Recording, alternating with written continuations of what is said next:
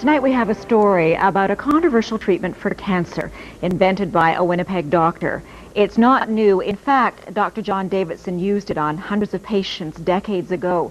What is new is that some 50 years after the doctor's death, more than half a century after his theories were dismissed as quackery, scientists are rekindling the flame of his research.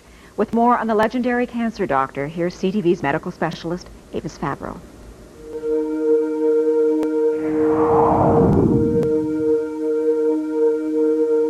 His name was John Ralston Davidson, a respected family doctor in Winnipeg in the early 1900s. A great scientist as well as a great doctor. And this is Leslie Gurney Bishop, now 88, a journalist who documented Dr. Davidson's controversial treatment for cancer. He never claimed that it cured it, but he said it would arrest it. Davidson spent years studying cancer, writing medical articles on his theories, which in hindsight were remarkable for his time. The doctor described cancer as a dietary deficiency, so he added generous amounts of vitamins to the patient's diet. But he also said it was critical to boost the patient's own defenses against cancer. Davidson took fertilized hen's eggs just 9 days old and produced a powdered extract, which was then injected into patients with various forms of terminal cancer. Like this boy, diagnosed with lymphatic cancer, notes show that with surgery, vitamins, and the extract, he returned to normal health. Over the years, Dr. Davidson treated hundreds of cancer patients. They all said, the ones I interviewed, all said that it had benefited them tremendously. Some said they were cured. Ruth Burke's father was one of Davidson's more famous patients. Harry Leader, the Member of Parliament for Portage-La Prairie, had been diagnosed with terminal bowel cancer by the Mayo Clinic in the U.S. But under Davidson's treatment, he improved. It was controversial scientifically, but that really didn't affect Dad. He believed in it. But Davidson's medical colleagues thought the treatment was useless and repeatedly refused him research money. It's as though they'd been instructed by somebody, well, just tear him up, just tear him up. And they did.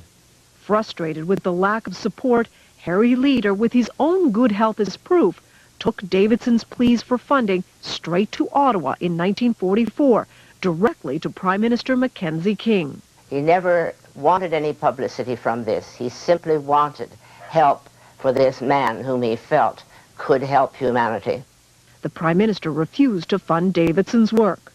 The doctor died 4 years later. He would die pretty well of a broken heart, if you know what I mean, because he had not been recognized. His cancer treatment thought to have died with him. But then 6 years ago, the treatment was rediscovered by a Toronto company. It hired researchers at Dalhousie University to test the theory. Could these embryonic chicken cells really be a cancer treatment? When research began, there was excitement. Davidson's extract, in many ways, could be a cancer vaccine. In 3 studies on mice, the compound apparently shrunk tumors. We have to be careful about raising people's hopes falsely.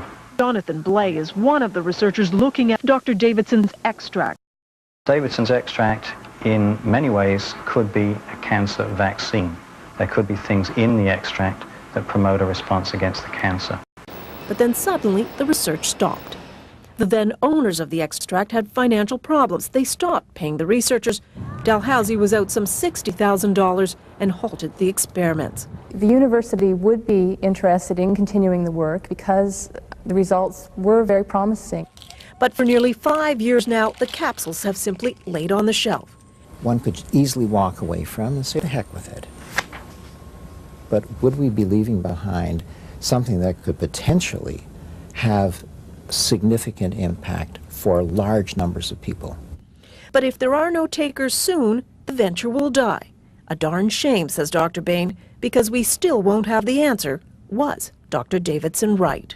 But if Dr. Davidson's extract does show the power to combat cancer, this could be not only one of the great human victories in overcoming disease, but it could also be one of the great human tragedies. a tragedy because for the last 50 years, a possible cancer treatment and its pioneer were forgotten. Avis Favreau, CTV News, Toronto.